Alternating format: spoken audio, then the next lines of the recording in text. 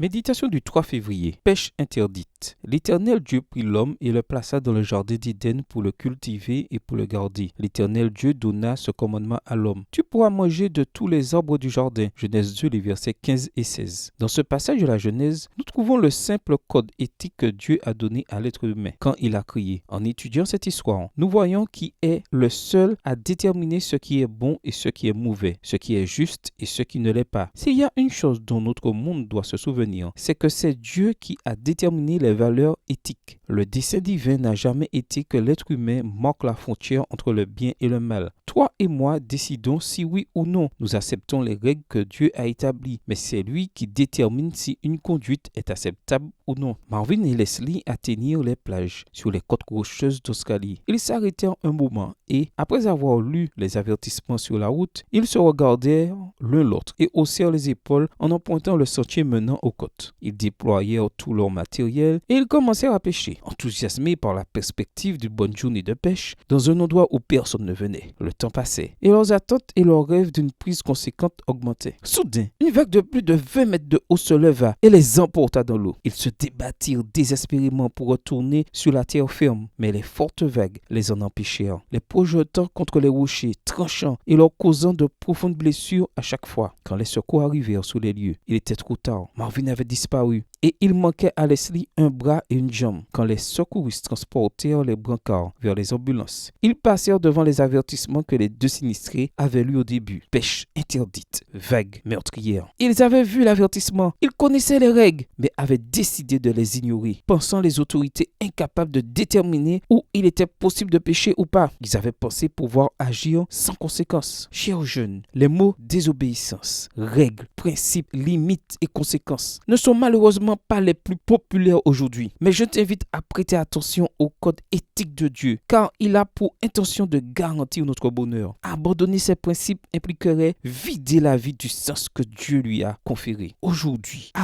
Dieu te dit, seule ma loi peut te garantir la plénitude du bonheur. Bonne journée à toi et que le Seigneur te bénisse.